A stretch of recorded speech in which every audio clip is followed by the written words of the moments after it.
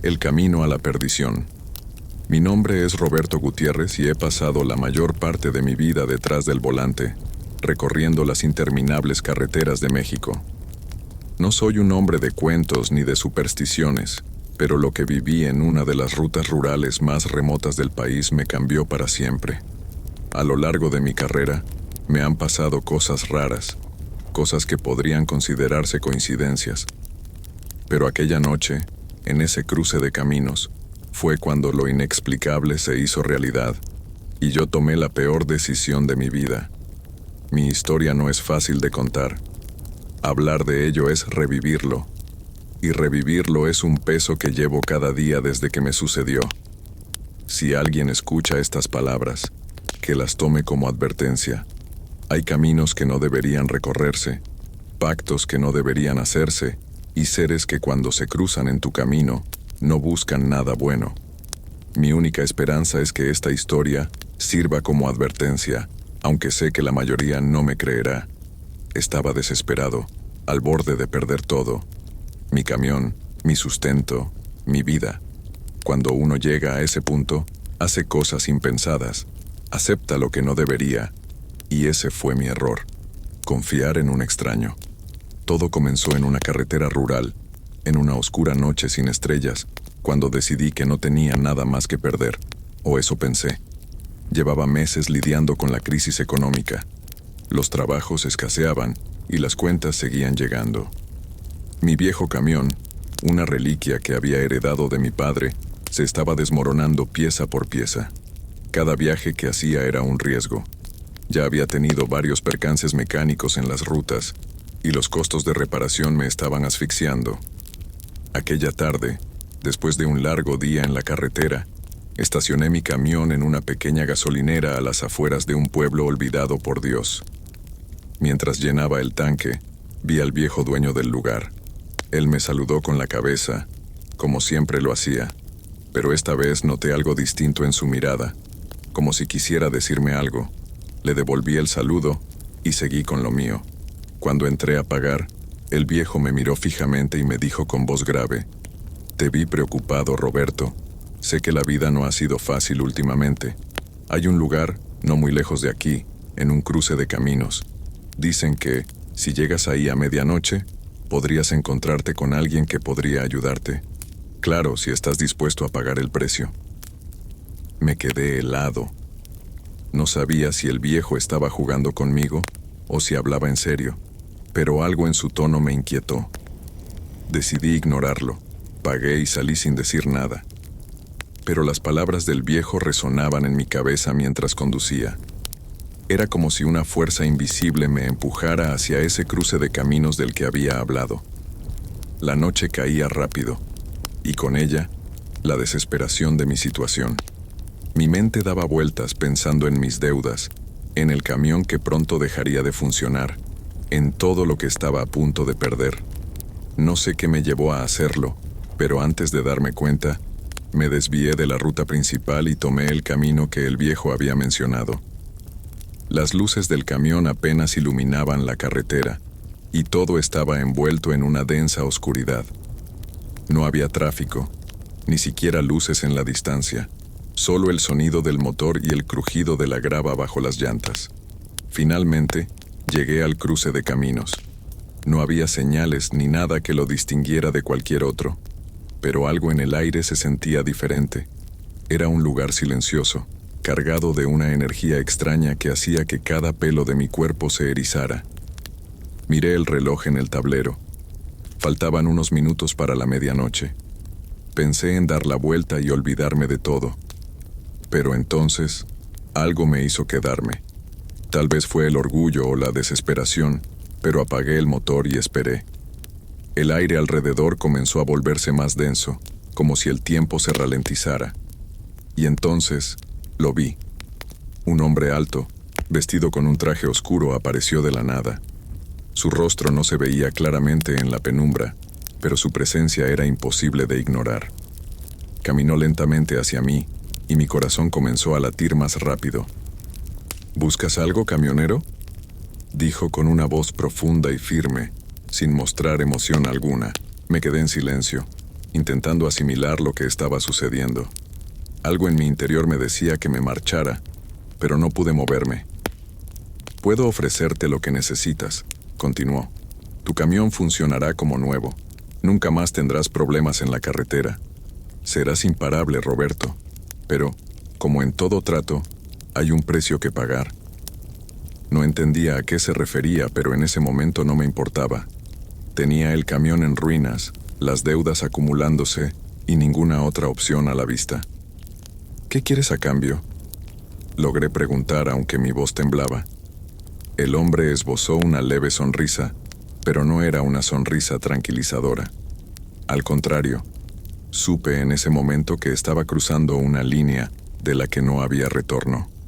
«Solo un pequeño favor», dijo en un tono suave. «Cuando llegue el momento, te lo haré saber». Acepté, sin pensarlo 2 veces. Hice el pacto, sellé el trato, y el hombre desapareció tan rápido como había aparecido, dejándome solo en aquel cruce. Arranqué el camión, y para mi sorpresa, el motor rugió con más fuerza que nunca, como si hubiera vuelto a la vida. Los días siguientes fueron extraños, pero milagrosos. Mi camión funcionaba a la perfección, como si hubiera sido recién salido de la fábrica. Comencé a recibir más trabajos, mejor pagados, y pronto mis deudas empezaron a desaparecer. Todo parecía estar mejorando. Era como si ese pacto realmente hubiera sido la solución a todos mis problemas. Pero entonces, empezaron a suceder cosas raras.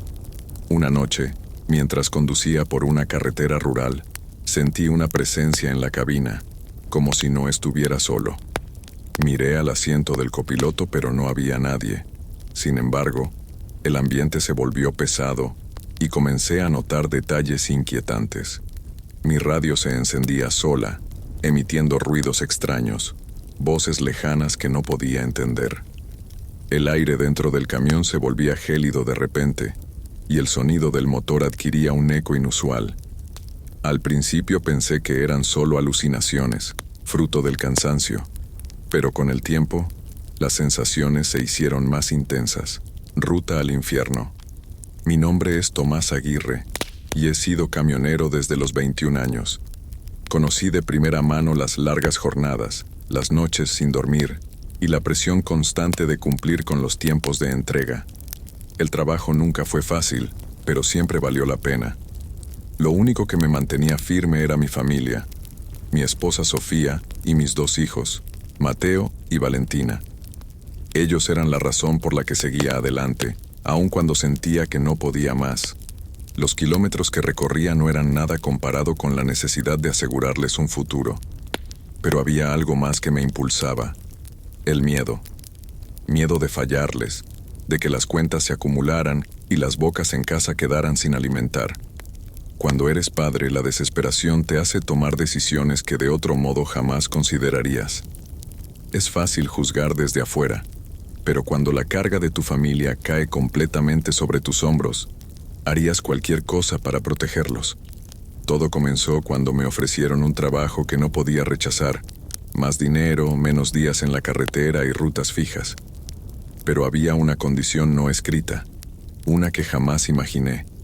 Fue entonces cuando conocí a él, un hombre de aspecto imponente que me ofreció algo más que un buen salario.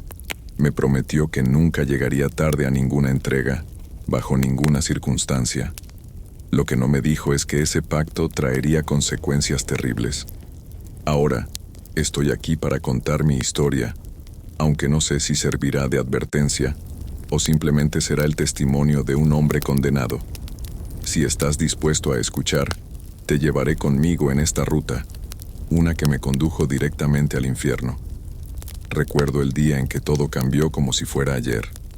Estaba cargando el camión en el depósito de una empresa de paquetería, luchando contra el reloj para no perder otro contrato. Mi jefe, un hombre insensible y controlador, me había advertido que si llegaba tarde una vez más, estaba fuera. No podía permitirme perder ese trabajo. Sofía estaba preocupada porque los gastos médicos de Valentina estaban aumentando, y Mateo necesitaba dinero para su escuela. Los números no cuadraban y el estrés me estaba devorando. Esa tarde, después de cargar todo, me senté en la cabina del camión, las manos temblorosas y la cabeza llena de preocupaciones. Estaba a punto de arrancar cuando alguien golpeó la ventana de mi camión. Era un hombre de traje negro, impecable, con una sonrisa fría y calculadora. No parecía el tipo de persona que verías en una bodega de carga. De hecho, parecía completamente fuera de lugar. ¿Tomás Aguirre?, dijo con una voz profunda, aunque no agresiva. Asentí, intrigado y algo desconcertado por su presencia. He oído que tienes problemas con tus tiempos de entrega. Su sonrisa se ensanchó, y en sus ojos se asomaba algo que no pude descifrar. Puedo ayudarte con eso. Lo miré, intentando entender a qué se refería. Estaba a punto de decirle que no tenía tiempo para charlas cuando algo en su mirada me detuvo. Había una seguridad en él, una certeza que me hacía dudar. Sin saber por qué, apagué el motor y escuché lo que tenía que decir. Puedo asegurarte que nunca volverás a llegar tarde a ninguna entrega. Siempre estarás a tiempo, no importa las circunstancias. Hizo una pausa. Pero, como todo en esta vida, tiene un precio. Desesperado por mantener a mi familia y con el miedo constante de fallarles, lo escuché. No me dijo exactamente qué precio tendría que pagar, solo que cuando el momento llegara lo sabría. Estaba tan abrumado por la necesidad de tener éxito, de no fallarles a mis hijos ni a Sofía, que acepté sin pensarlo 2 veces. Nos estrechamos la mano y sentí un escalofrío recorrerme. Algo en su tacto era antinatural, pero no le di importancia. Pensé que todo se trataba del nerviosismo. Después de ese encuentro, mis entregas comenzaron a ser impecables. Nunca llegaba tarde. No importaba si había tráfico, tormentas, o si el camión tenía problemas mecánicos, siempre llegaba a tiempo. Al principio, parecía un milagro. Mis jefes estaban impresionados, y pronto comencé a recibir más y mejores contratos. La vida en casa también mejoraba. Valentina recibía su tratamiento, y Mateo estaba emocionado de poder seguir en la escuela sin preocupaciones económicas. Sofía me miraba con admiración, aunque a veces notaba en sus ojos una inquietud que no podía explicar. Sin embargo, con el paso de los días comencé a notar algo extraño. Después de cada entrega, al llegar a casa, sentía que algo faltaba, algo que no podía identificar de inmediato. Era como si una parte de mi vida se desvaneciera lentamente, imperceptible al principio, pero luego más evidente. Fue después de una de esas entregas, en una ruta rural que atravesaba un bosque denso, cuando las cosas tomaron un giro oscuro. Regresé a casa, exhausto pero complacido de haber hecho otra entrega a tiempo. Sin embargo, al abrir la puerta algo no estaba bien. La casa estaba demasiado silenciosa. Llamé a Sofía, pero no hubo respuesta. Me acerqué al cuarto de los niños y encontré a Mateo, pero Valentina no estaba. ¿Dónde está tu hermana?, le pregunté tratando de mantener la calma. Mateo me miró con una confusión que no olvidaré jamás. ¿Quién es Valentina, papá?, dijo, como si nunca hubiera existido. Mi corazón se detuvo. Busqué a Sofía esperando que ella pudiera aclarar las cosas, pero cuando le pregunté por Valentina, me miró con la misma confusión que Mateo. No recordaban que teníamos una hija. Fue como si su existencia hubiera sido borrada por completo de sus mentes, de sus recuerdos, y lo peor de todo, incluso de los álbumes de fotos. Mi desesperación crecía. Estaba seguro de que no estaba perdiendo la cabeza. Valentina había sido real. La había llevado a sus tratamientos, había visto sus sonrisas y había escuchado su risa. Pero ahora, era como si nunca hubiera existido. Y entonces, recordé el pacto. Todo empezó a encajar. El hombre de traje oscuro, su promesa de que nunca llegaría tarde, y su advertencia de que había un precio que pagar. Cada vez que cumplía con una entrega, alguien cercano a mí desaparecía. Pero no solo desaparecían físicamente, sus recuerdos también se desvanecían de las mentes de los que los rodeaban. Era como si el mundo reescribiera la realidad sin ellos, excepto para mí. Intenté mantenerme firme, buscar una solución, pero la situación empeoraba con cada entrega que hacía. Sofía fue la siguiente en desaparecer. Volví a casa después de otra entrega puntual, y ella simplemente ya no estaba. Mateo no la recordaba. Todos los rastros de ella habían desaparecido, y yo me encontraba solo en esa casa que antes estaba llena de amor y vida. Con cada desaparición mi alma se desmoronaba. Ya no podía soportarlo. Sabía que cada kilómetro recorrido me acercaba más al fin de lo que me quedaba, y el peso de mi decisión me aplastaba.